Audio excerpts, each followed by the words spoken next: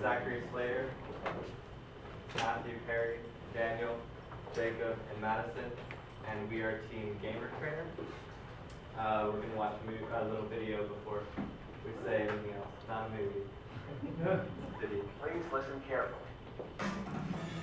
Hi, my name is Zachary Slater. I am a senior computer science student at Texas A&M University, and for our capstone project this year, we implemented Gamer Trainer.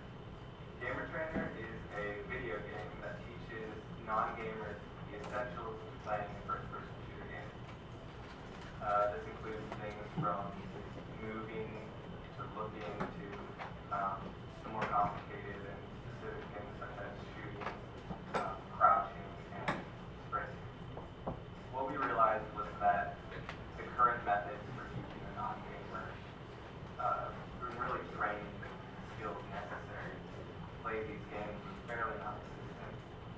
We wanted something that was less frustrating than Call of Duty, where you have people who are yelling at the player and telling them in a very intense manner what to do. We wanted to put them in a much less stressful environment and give them the opportunity to learn at their own pace and divide the skills up so that they could focus on just learning how to aim as opposed to having to put all the skills together at once. What this translated to in our final project was a 4 tutorial game. In the course of our research, we discovered that action video games have actually been shown in many publications to improve cognitive abilities, specifically perception and cognition skills. These skills can then be translated into other areas, such as driver's ed and reaction time improvements. Additionally, by providing parents with a way to learn how to use a controller and play with video games, they can actually experience what their kids are playing with their kids, and this can help them better judge if their kids are ready for this kind of game or not, instead of having to trust some marking on the box that they may not even fill out. Also, it allows improved family relations because they're not trying to force the kids away from the things that the kids want to do all the time. They actually come and play with their kids at their kids' level. We always wanted our game to be a proof of concept for future work in this area, and we are very proud to present what we have here now. Thank you for watching, and here.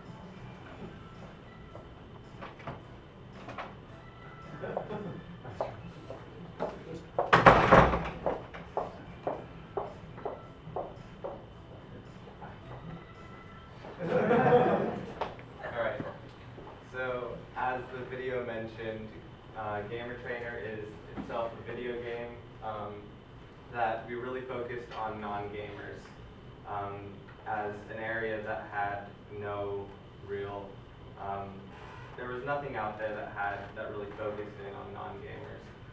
And so what we wanted to do is use our game to teach the controls to a first-person shooter game and train them in the controls. What we figured out was that learning how to use the controller was a very difficult thing for a non-gamer. It wasn't as simple as telling them what buttons to push. So we wanted to offer a much better environment to train them in those skills so that they could actually play at a better level. If you've never experienced use of a Xbox or any console system controller, it can be pretty cool. There's 8 digital input buttons, 2 analog triggers, a 4 or 8-way directional pad, and then 2 clickable thumbsticks, but each has 2 axes. Most games nowadays assume that the player already has a familiarity with the controller and the game mechanics. Simply just giving them a quick tutorial and then throwing them out there into the game. Many games today are also massive online multiplayer games, and when you're cast out into that world with people of all different experience, it can be discouraging to new players. So what Gamer Trainer wants to do is create a tutorial that's customizable for the player. Learn one thing at a time. You can repeat steps as many times as you like until you're comfortable with all aspects of the controller. Now Jacob will tell us a little more about our approach. To implement our game, we built it on top of the Unity engine. It provides a lot of features that is really easy to use. Inside the Unity store, we found an asset library called FPS Constructor that provided a lot of the assets for us to use, especially like gun assets, animations, and stuff like that. We're not biz people. We're not as experienced in animations, so that would take the entire semester in and of itself. So we were able to use a library to implement a lot of the basic features of the FPS game genre. And then a lot of what we focused on was level design, how the user interacted to learn the individual skills. As Zach mentioned, we broke it up into four basic levels or tutorials. Each isolates a different part of the learning experience and introduces it to the user individually. The first one is called Meet the Controller, and all it does is just gets the user familiar with how to hold the controller. One of the things we found out early in the semester, we gave a controller to our professor, Dr. Hammond, and just asked her kind of what her intuition was, what some of the buttons did, and how to hold the controller. And she had troubles, which is basic, maybe this does this, not sure. So the first tutorial just goes through each one of those controllers and reinforces how to hold them, what each one of them does. Next, we learn to look, and this is kind of where the real teaching begins. And so we isolate the skill of learning to look. So the user can't even move. If they move, the moving stick does nothing. They learn to use the crosshairs to point the gun at boxes, to shoot the boxes, and to just how to look around the environment. Next one, they learn to move. So in this one, it's the reverse. They can't look. They're fixed in one direction, and they're introduced to strafing back and forth in order to destroy targets, going back, forward and back, and then they're kind of going through a real simple obstacle course using those skills. And lastly, in the fourth one, we put together a final test where we combine both looking, moving, shooting, and a few of the other advanced FPS controls and needed just in one final obstacle course at the end. So, yes, we made a video game for our capstone project. You may be asking yourselves, as we did early on, how does this help society? What benefit does this have? And so what we've discovered is that there actually have been a significant number of publications that have shown that action video games have shown or people that play action video games actually have improved cognitive abilities in some aspects, and they can actually transfer to other areas. So, for instance, one specifically targeted driver's ed students, and the researchers went and talked to the instructors at the driver's ed schools and found that gamers typically performed significantly better and picked up the skills necessary for driving a lot faster than those that weren't accustomed to games.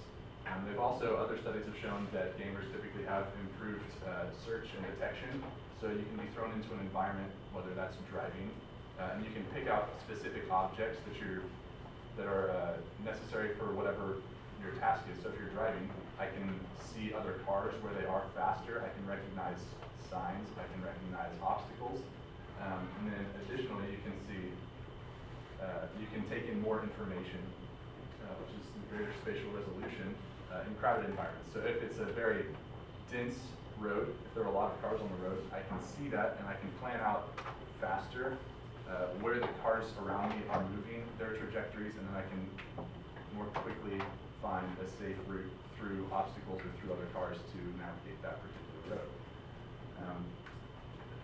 Also, we would like to help bring families together by not only providing parents a way to figure out and learn and experience the games their children are playing and determine if these games are in fact helpful or if these are going to be, if their kids aren't necessarily ready for these games.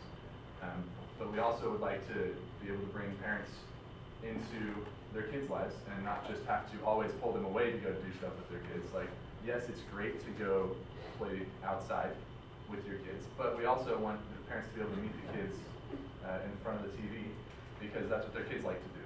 And always trying to take them away from what their kids like to do will cause some potential issues, or potentially can cause some issues. So we'd like to bridge that gap. And a lot of systems have already done this. The Wii is a very popular one for families because it has natural, or it's trying to bring in a new realm of controller abilities. So you're using more natural movements instead of just using a standard controller.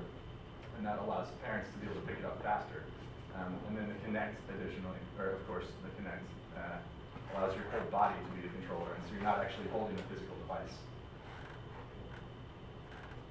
So So we did a single user study at the end of the semester after we had completed our design of the actual game, and we pointed out to us that if we had someone, originally we were going to have someone play a level in Call of Duty, which is a popular first-person shooter, and this particular level, which is pictured there, is an obstacle course where the game tells the player where to go, what to do, and they shoot targets, and then it times them, and they try and get to the end as quick as they possibly can. And so we were going to have them play the level and time them, and then play Gamer Trainer and play through our system to see, to train them on the controller, and then have them play the level again and see how they improved. It was pointed out to us that playing the level twice in a row would actually increase improvement just by the in of itself. And so we implemented two different groups. We had a control and an experimental group. And the control group played the level in Call of Duty twice, and we recorded their times both times. And so that graph is in the top left. That's the control. The left bar of each column is a different user, and the left is the first time, and the right is the second time. And then the experiment group played the Call of Duty level, played through Gamer Trainer twice. It ended up being fairly short, about 5 to 10 minutes for each user. And then we played the Call of Duty level again, and we again recorded the times, both times playing the Call of Duty level. And once again, the graph on the bottom right is our experimental group, and it is displayed similarly. And so what we found was that players who had previous experience in games often didn't improve as much because they came in already with a fast time, already had a lot of experience, and so they didn't really improve both in playing the Call of Duty level and also in using Gamer Trainer. As you can see, user 3 and 4 on the experimental group are both very low, and very little improvement can be seen in them. But user 1 and 2 in the experimental group started out with very high times, and so the improvement was significant when they played the level again. So what did we find in our studies? What did we learn? We learned that repetition is key. The improvement from playing the level over and over again, we actually had a couple of our users play the level 5 times in a row just to see how much they would improve. Was surprisingly high to see how much they would improve just by playing the level. A lot of that came from being familiar with the level, where things were, where they were targets were supposed to be, and where they were supposed to go.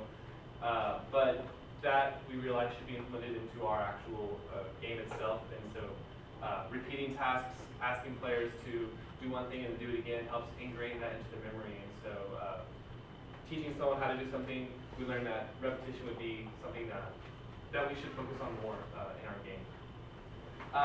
Several times in designing it, we thought that we were being very obvious of go this way, don't go this way. During one tutorial, there is kind of a quote-unquote maze where it's just a path the player has to follow. And I had designed it in a way that I had made one path red and one path green, and I had assumed that people would assume that was red, that one's blocked, you can kind of see it's blocked, they wouldn't go that way. But over and over, players would jump up on that path and stop and be, what do I do now? And I was like, well, it's blocked, you should go back and see if the other way can go. And it surprised me to see how often things that I believed was very obvious, things that I thought would be simple to a player, ended up not being at all. And so making more visual cues, more obvious instructions, arrows, go this way, kind of leading the player, especially the first time they play through the game, would be more beneficial. Also, as you can see from the picture, maybe or maybe not, there's a little gray box at the bottom, which is text, and that is where we're telling the player what to do. So in this case, it says shoot the 3 boxes in front of you. And we learned that players didn't like reading the text. We would update the text every time something happened. So for example, in this tutorial, when you shoot those 3 boxes, 3 more boxes would appear, and the text would update and say, now 3 more boxes have appeared, please shoot these as well. And players would often do a task and then stand there and be like, all right, what do we do next? And we're like, well, you can read the text because it's telling you what to do, but they wouldn't realize that the text had changed, or they just wouldn't want to read the text. They wanted to get into the game and do something, not sit there and read instructions.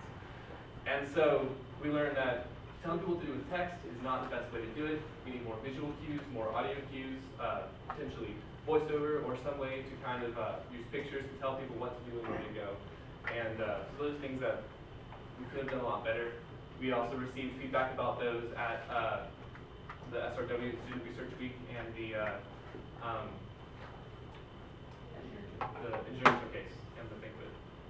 Were three times that we presented this in front of people. Alright, so in conclusion, we really wanted this game to be a proof of concept.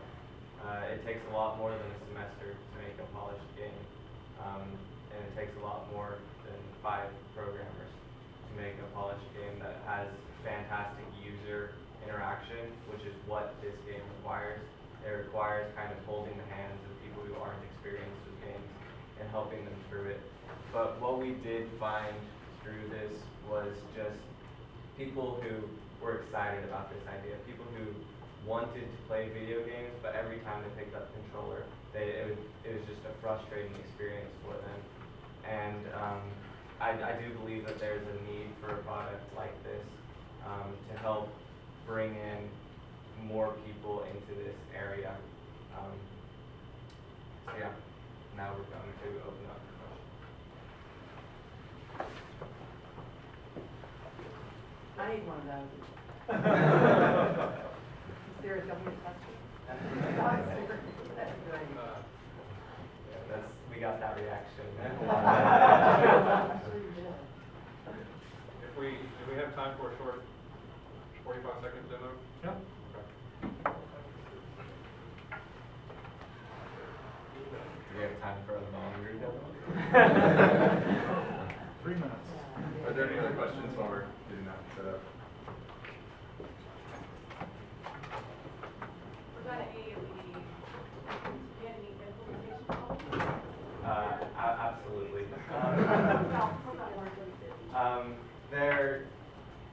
We originally planned on splitting up even more and doing 8 tutorials, but we figured out that it took so much logic and debugging for each tutorial. You enter in a little bit of logic into the game engine, and it's very easy to have bugs that are introduced. Like, we had to have kind of a sequential timeline for each tutorial, and it was easy to get lost in that and have it like go back to a previous state. And it was difficult to keep track of what was going on.